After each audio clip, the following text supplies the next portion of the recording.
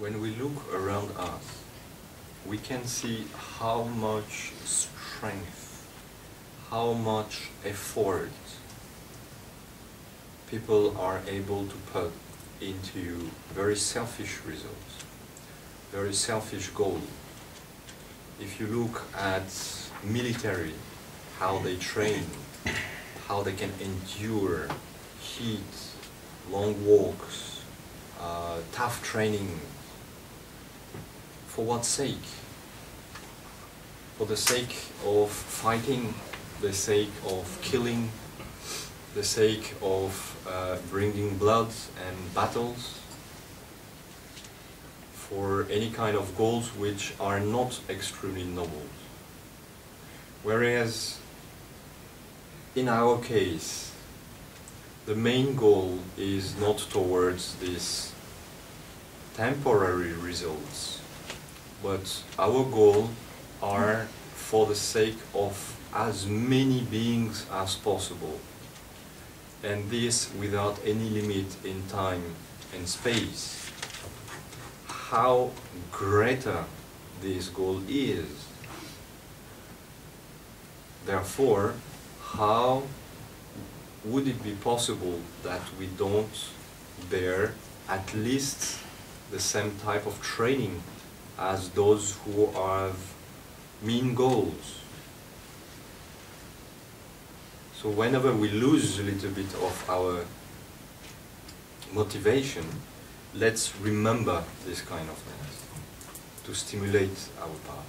You surely know some around you, some people who like fishing or hunting, and the effort which they are able to place into this kind of activity, right?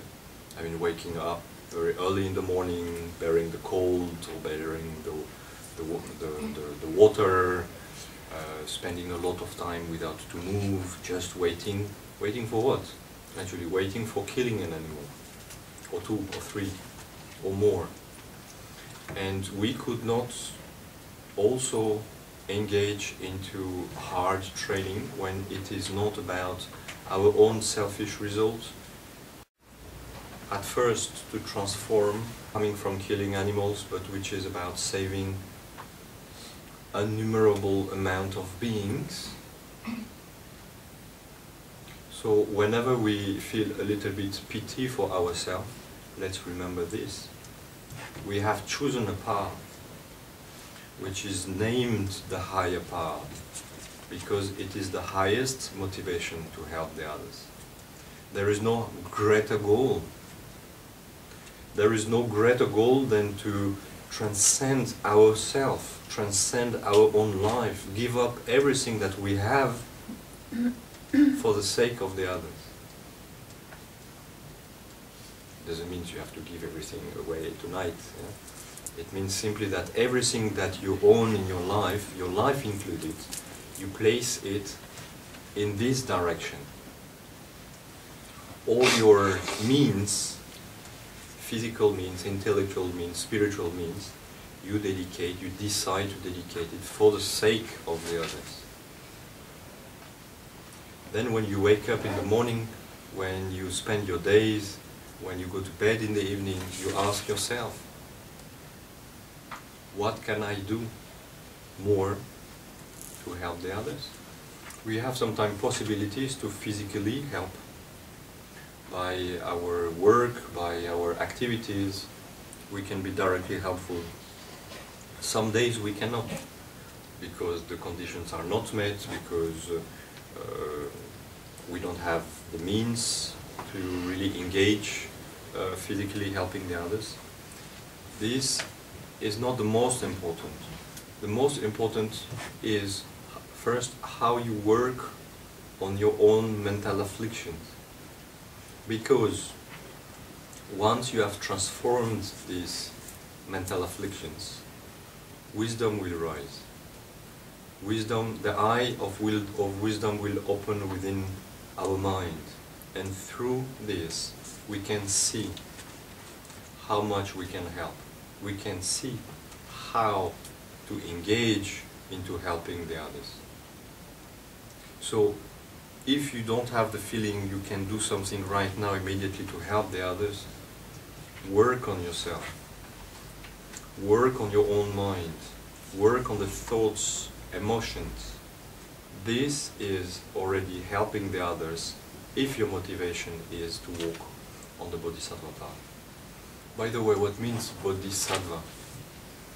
Bodhisattva translated quite directly means holder of the mind of awakening, holder of the body-mind. Right? So one enter onto the Bodhisattva path when he or she generates the body-mind, the mind for awakening. And often we relate also to the Bodhisattvas as sons and daughters of Buddhas. Why? Because once you put your foot on the Bodhisattva path, meaning you have generated this awakening mind, there is no doubt that you will become a Buddha. It's just a matter of time. But once you have secured your mind away from afflictions and merge with this awakening mind, your step will be directed towards enlightenment. At the same time, observing the mind, observing the mental afflictions, we should keep in our fields of perception that everything which appears because causes have been created for it to appear, meaning they are just illusions. Phenomena are just illusions, dream-like type of phenomena. This includes the mental afflictions. It's an important point to understand, because otherwise we might torture ourselves thinking with fear about this kind of afflictions, which are overwhelming our mind from time to time. They are not solid, they are not an object existing from its own side. They are existing interdependently with our own mind. Thus, fear has no place here. Understanding, meditation, wisdom are the tools of transformation. If we do not integrate this wisdom component within our practice, within our daily integration of the path, we become like paranoiac, searching from where the mental affliction is coming from. Is it here? Is it there? In which part of ourself it is? Does it come from the outside? When will it strike me? The mind gets disturbed, searching after the disturbance of the mind. I mean, this is a cuckoo situation. Right? So it is important to integrate this wisdom component and to analyze everything which appears to us.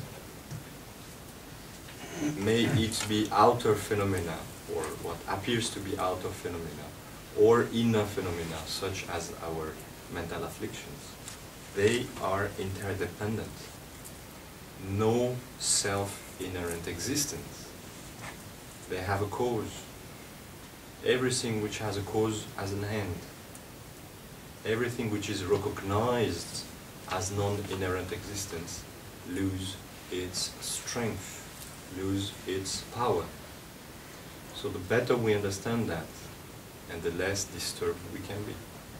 So what is important into this chapter?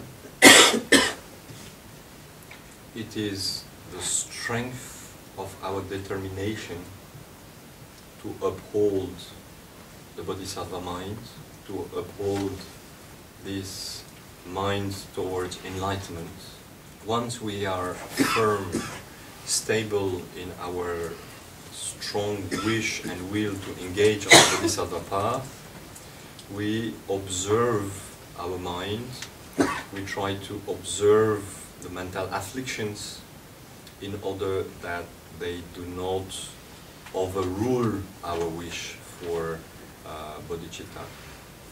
And besides this constant and deliberate work upon our mind, upon our mental affliction, at the same time we observe all phenomena as what they are, void of self-inherent existence, void of any type of external existence, in order to increase our wisdom, in order to increase our clear perception of this phenomenal